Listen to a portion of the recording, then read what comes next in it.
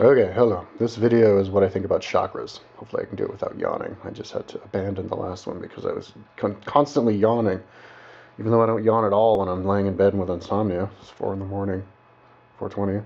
Okay, chakras. Um, Chakras. What are chakras? Okay. Um, I got this information just from random videos and stuff on the internet. I'm not like, I haven't read books. I'd like to, though. The way that I educate myself is by making web pages. So once I make a web page about chakras, then I'll consider myself like a scholar on the subject. So I'd like to do that soon. But chakras are the part of our body that connect us with the rest of the world. Part of our soul that connects us to the rest of the universe. And there's lots of different, this is just my understanding. Oh God, don't yawn. And then there's lots of different levels, lots of different dimensions. And so we have the third dimension, which we're living in here, and then you have like the fourth dimension, or I guess we're living in the fourth dimension, and then you have the fifth dimension, the sixth dimension, and these are all like dimensions that are superimposed on each other, and the ones on a higher dimension can see the guy in the lower dimension, but the guy in the lower dimension, what? Something just crossed across my screen. Can't see somebody on the higher dimension. Now, man, that distracted me. Our chakras are the part of our body, our soul body, that connect us to the rest of the world, the universe. And we have, and as far as the universe goes, you have, different, maybe you could call them energy centers, black holes. Like you have your cell phone, and that would be like your body, and then you have like the cell phone tower a few hundred yards that way, which your cell phone talks to, and then that tower talks to the main tower. So you have your cell phone, and then you'd have like the certain chip of the cell phone would connect to the tower.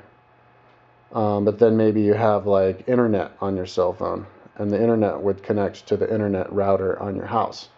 So it's like one of our chakras would connect to one energy center of the earth, and then another one of our chakras would connect us to a certain star, which is the grounding point for a higher dimension.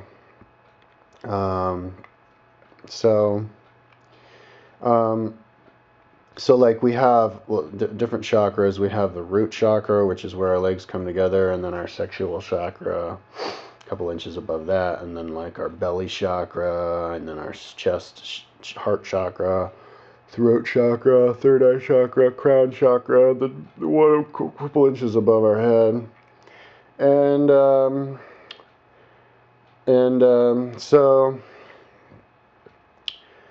And then maybe even more higher ones above that. Chakras are an idea that the Hindus have had, and Buddhists and stuff, and they even put it in their art. But the Jewish also have this thing called the Tree of Life, the Merkaba, and as I understand it, you see like drawings of those on top of a person, and those I think are the Western idea of a chakra. Different energy centers going up, and they have, I guess, 10 in them, and theirs representing 10 different dimensions. But I saw a video by Lisa Renee the other day, and she says, there's 12. So just the way that I understand it is, so like we have our root chakra, so maybe that would connect us to the earth. And then our belly chakra, maybe, and then our heart chakra would connect us to maybe the I don't know, the whole mass consciousness around the world, and then our crown chakra would connect us to God, which kind of goes off into nowhere land. Nobody knows exactly where that goes. And then maybe our crown chakra would go to some star out there. And so if you can see the chakra, I guess in higher dimensions you can actually see the chakras, and they're like cords that connect you to the rest of the galaxy. So like if you could see it, it would be like a cord, like a string that goes and connects you. And so when people have out-of-body experiences, they fly within their body, and they're kind of connected by, I guess, one of their chakras to their head. And if you look really closely at the cord, it's spinning around and around. It's kind of like a wound up, twisted up rope. They're really like spiraling down. And so, well, Lisa Renee was saying that, in a higher dimension, you can actually see the heart chakra, like this big spiral spinning around and around as that's like your heart in another dimension. um, and because all of these different chakras represent different dimensions, they are they're the spirals of the energy that come in are in a different configuration. So, and if you study cymatics, I'd like to do a video about cymatics soon, and watch a video about it and then talk about it.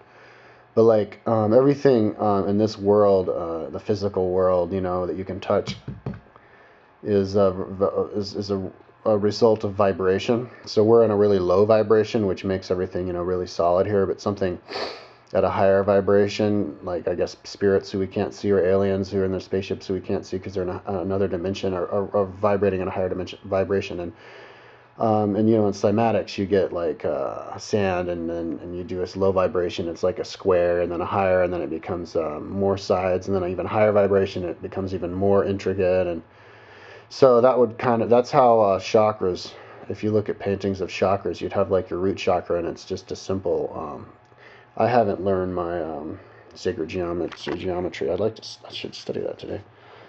But you'd have like the simple one, maybe representing your root chakra, which would be like a triangle with another triangle inverted on top of it, which would be the simple one. And then in your belly, maybe it's like a tetrahedron, which has like 10 of them, 10 sides. And then your heart, it's even more sides. And as you go up, it gets more and more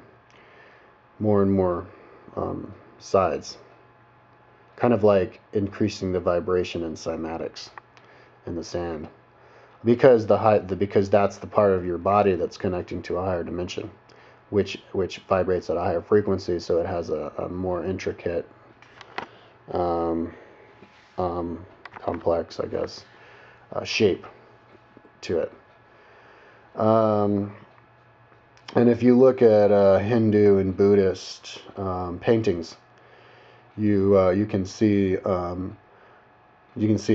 it's more like that as you go up.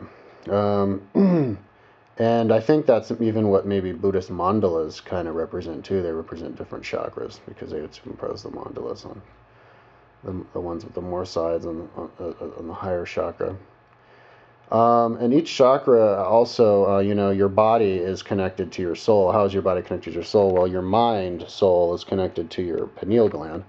And so each chakra has a gland that it connects to. So your pineal gland, well, actually, it's in the middle of your brain. So that would be your third eye chakra that goes into. You also have a pituitary gland. I don't know, maybe that's another chakra, because then you have another chakra up here. Your heart chakra, the gland would be your heart, which I guess isn't a gland. And then you have a thyroid, I think, is a gland up here. So that will be the gland that connects to your throat chakra.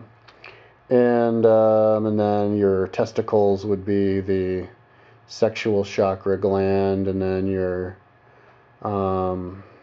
I think your pancreas is one for another chakra. Anyways, you have different glands, which secrete hormones, which tell your body what to do. And so, you tell your mind what to do. Your mind, it's kind of how your soul connects to your body. So if you're having like a problem, like emotional problem, I guess your heart could have problems. If you're having like fear, that, well, at least Renee said that would affect your kidneys and your liver. But anyways, if you look at it holistically, you study chakras, you can and you're having certain like emotional problems or mental problems, you can connect them to the problem you're having with your particular organs and glands that represent the chakra that has something to do with that emotion. So as far as medicine goes, it could have a good way to take this certain supplement to help this certain organ, to help this certain chakra to help a certain emotion, or fix the emotion to help the organ. But okay, that's all I know about chakras for now. I'm gonna go and now I'm motivated to go and make a webpage about it, and then I'll really know about it. Once I make a webpage, I'm like the master. So here we go.